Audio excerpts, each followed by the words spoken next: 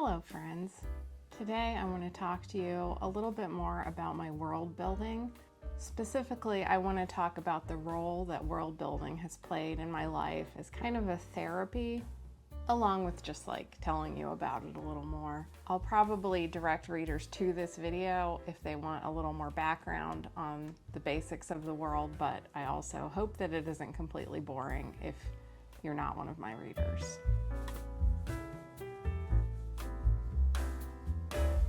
Hello, baby. I'll probably direct readers to this video if they want a little more of an overview of how the world works, but I also hope it isn't completely boring if you're not one of my readers. I created my fantasy world when I was 11 years old, specifically after seeing the movie The Nightmare Before Christmas, and I have this theory that there is no character that displays like that obsessive, hyper-focused, creative mode like Jack Skellington. He was totally like me seeing The Nightmare Before Christmas. Jack sees this new world and he's like, what's this? I want to make it my thing.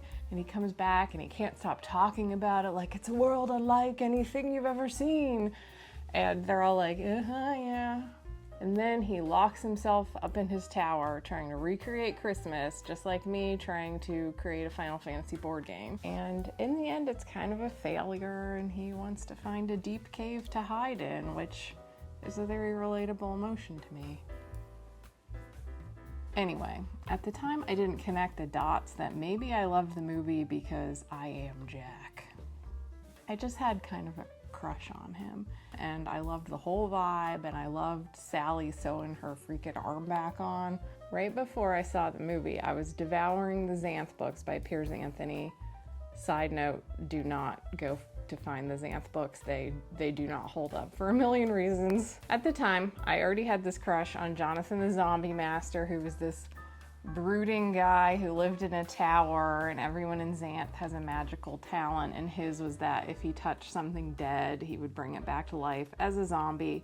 So everyone was afraid of him, and his only friends were zombies. He was an outcast, and he sounded kind of hot to me. These two worlds seemed like a natural fit. I started to create my own thing, so I kicked off with this vaguely goth vibe. I created this group called the Dark Worlders. I know, that's so creative. And they were led by a guy named Jonathan the Dungeon Master.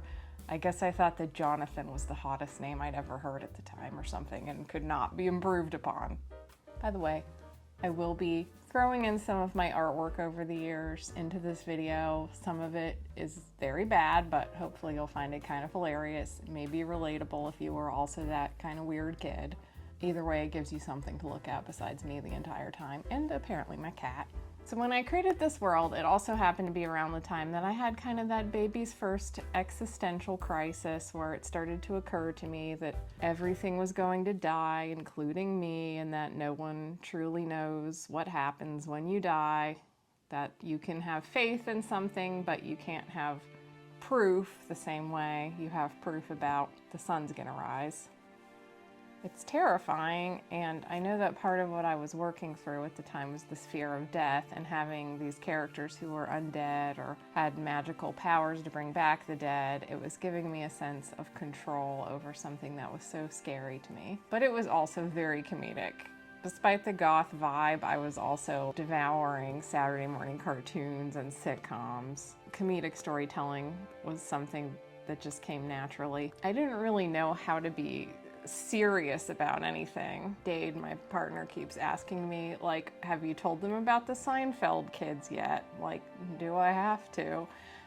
But I'll tell you that Jonathan and his wife Lyra had a bunch of kids, and at some point I decided they would have quadruplets that were based on the Seinfeld characters. So they had baby Elaine, baby George, baby Kramer, and baby Jerry.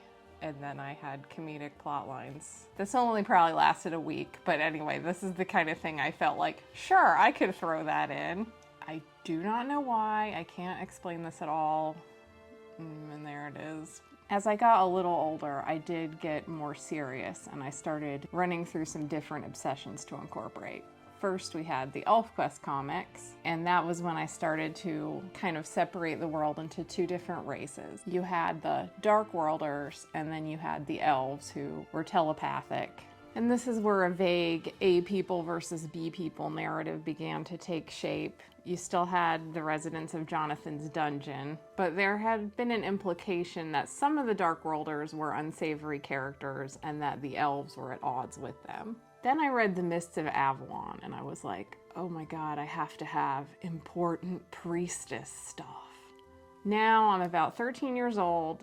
The elves are telepathic, and they have priestesses who worship the moon goddess, and they speak in very pretentious dialogue, and I've almost abandoned the Dark Worlders at this point. I had definitely moved on from the comedic plots of the earlier days. My characters were starting to grapple with tragic pasts and character growth, and I was confronting more of my fears and the challenges of getting older along with them. I've always struggled with anxiety. When I was a kid, it was particularly acute.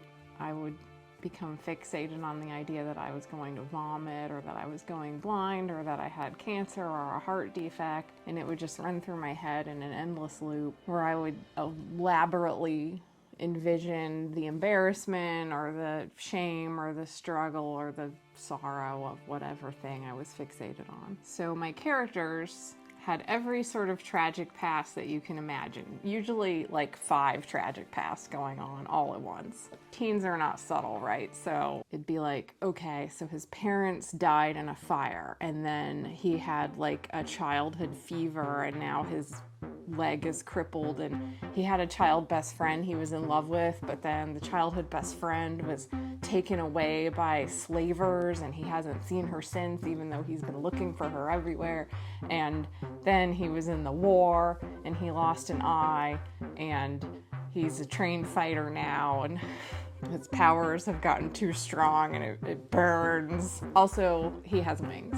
You know, the usual problems. As all the tragedy shook out, I was writing about my characters for longer periods of time, and they were dealing with physical disabilities, cultural differences, emotional problems, grief, loss, and I was writing the stories alongside them, and as they were learning to cope with things, I was slowly learning to cope with the difficult stuff in life. As years ticked by, the stories started to become a little more subtle, and they didn't have as many powers that made up for whatever they were dealing with. The extremes became a little less extreme. The stories became more like things that we would be dealing with, and the ways that they coped with them started to become more the ways that we would have to cope with things, like finding a good support network of friends, or having a good cry, or picking yourself up the next day and doing something like applying for a job, having different setbacks. And as they started to become better at dealing with problems in their lives, I started to become better at being a protagonist in my own life,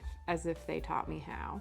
And you may be wondering, okay, is this actually world building? This is just writing characters in any story. So let me get back to the world building aspect of it. The world and the characters developed together, of course.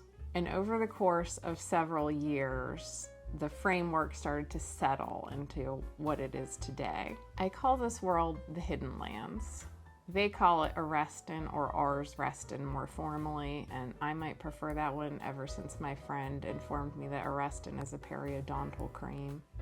In ancient times, the Hidden Lands used to know how to get to our world via a portal. And they would do a little trading, a little information exchange. Probably not a lot, because they had magic, so they were more advanced. They might feel the same way I do going to Walmart, where it's like, let's just pop in really fast and see if they have some snacks. But at some point they stopped due to some strife, or humans killing one of their own, or, you know, some ancient world drama happened. They stopped coming. They lost track of how to like tune the portal. They didn't have any contact with our world anymore. And the world continued for millennia in a very high fantasy-ish sort of way. You had dragons, and then you had the Miralem, who were what used to be the elves.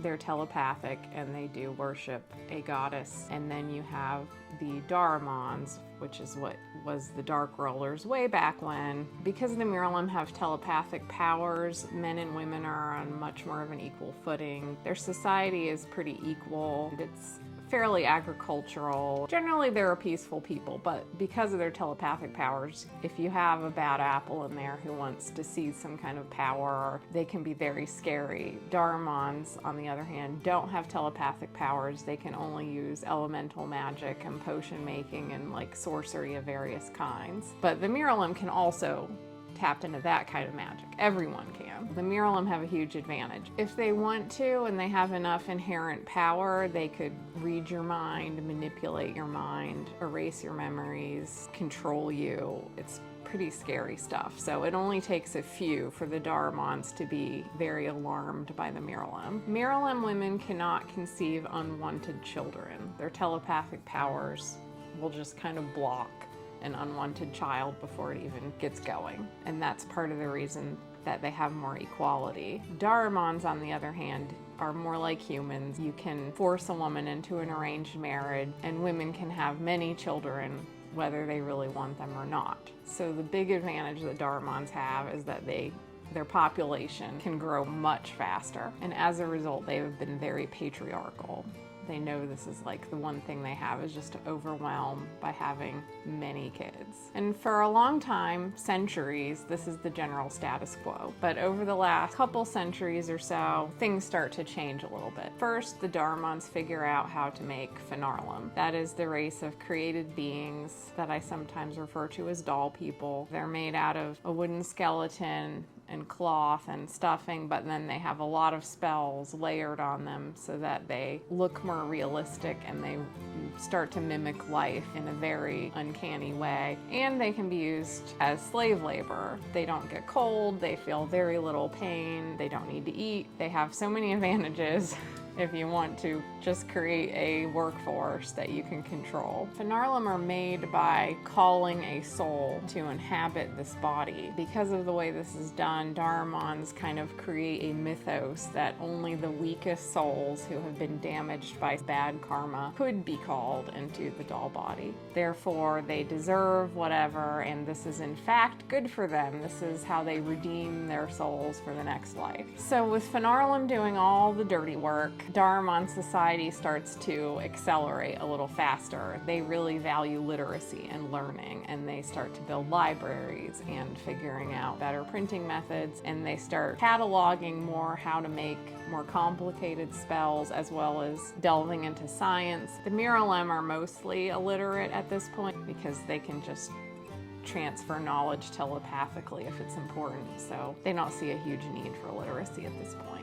The Darmons are not religious in the same way as Miralim are. They have this belief in fate and karma. They have some old gods they pay some lip service to, but they don't believe in a god or goddess or anything. But increasingly they are following the Wodrinarun, which translates as the hand of fate. He's sort of a prophet figure who is appointed in sort of a pope-like fashion, supposedly out of all the Darmons. This guy, and you know it's a guy, is the best at hearing the voice of fate, what fate wants for the Darmons. So instead of a god, they have this nebulous fate. In the 1700s, we'll say, for ease of keeping track of all this, they appoint as the Wodrinarun this very charismatic young man named Kalan Jaren. Kalan Jaren is very good at being the Wodrinarun, and he's so charismatic that he works out if he can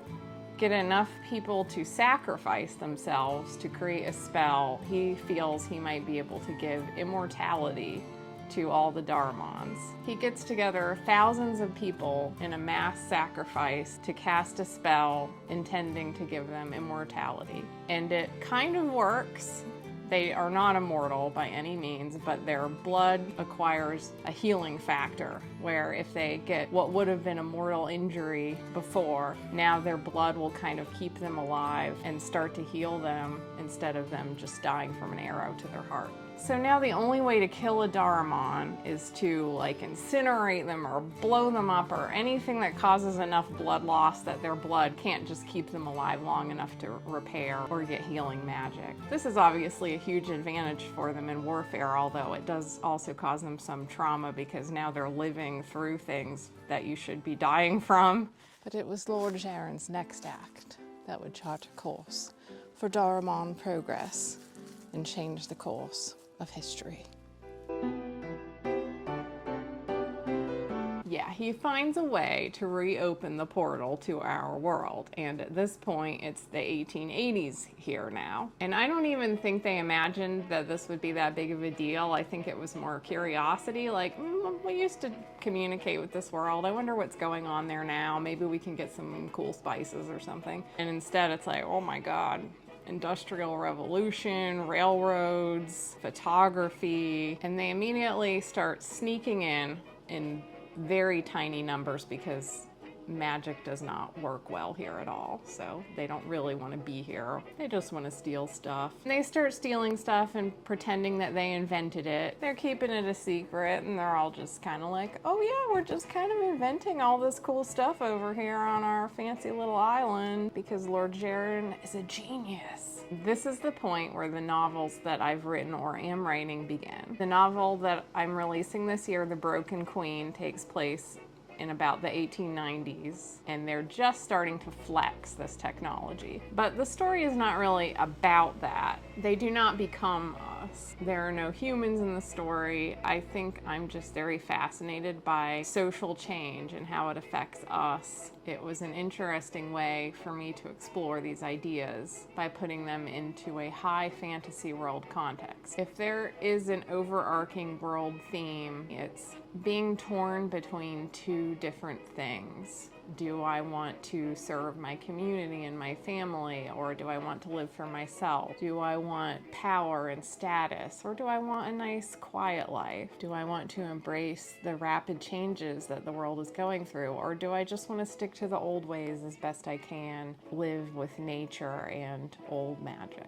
Those are big questions that lurk in the background of my life and all of our lives. And part of what appealed to me about bringing in the rapid social progress of the last century and a half is that I was able to just low-key grapple with these questions in a way that felt relatable to me, but I didn't have to stick to the way that our world unfolds. And it gives me a different perspective on this world.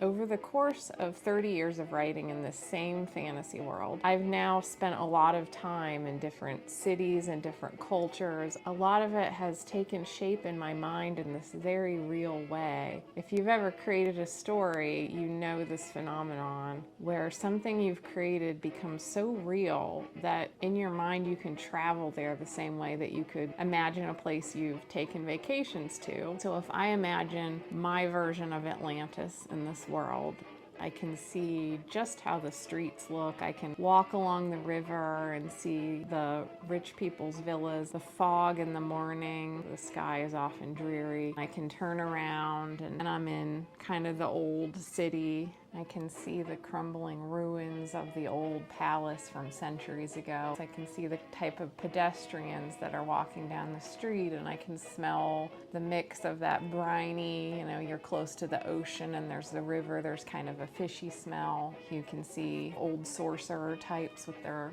long-handled pipes sitting in cafes. You get a whole picture and it feels like you've been there. So now, when I know where a character is from and what their class is and what their background is, the moment I create them, I already know so much about what they've looked at their whole life, what their values are, what feels like home to them, what feels nostalgic, what kind of prejudices they either have themselves or may have heard from other people around them, what the expectations for their life might have been. Whatever their home is, it's already a kind of home to me. And there's all these different places in the world that I can travel to and get that same feeling, but the vibes are all so different. And that is the amazing gift that just keeps giving with long-term world building. Nothing is a set piece anymore. Everything starts to feel alive. It's like if you started playing an open world video game 30 years ago and none of the buildings had an interior and roads would just circle and go nowhere, and then you played it over the years and it just kept opening up, and pretty soon every building has an interior and the roads go more places and the people on the street start to become real. So when I'm working out my own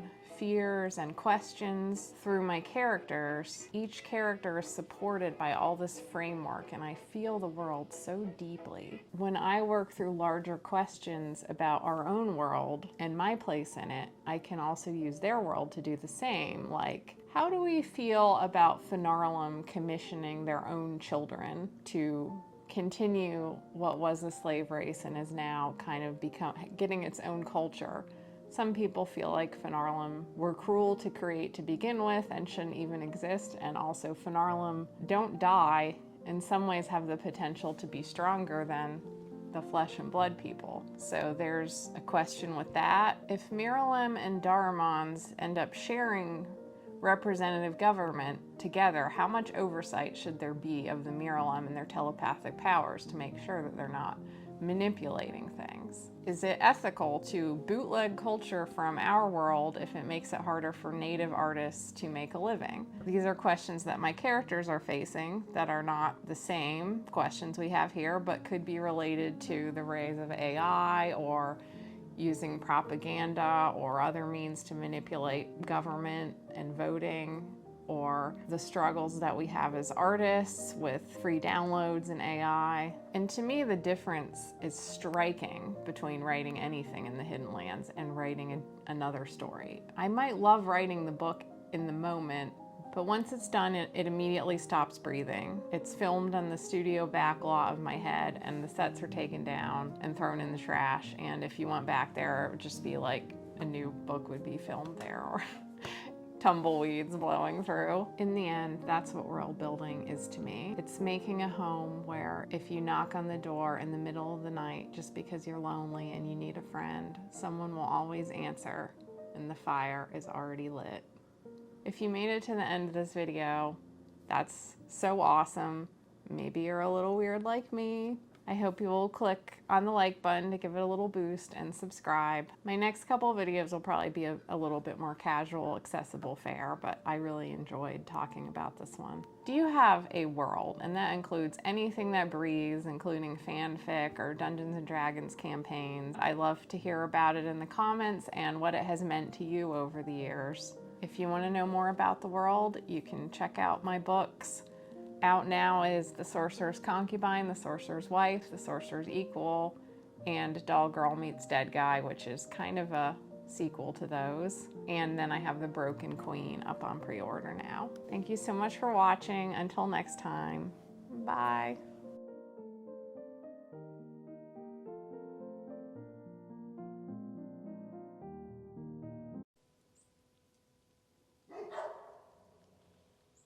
But it was Lord Gerran's next act.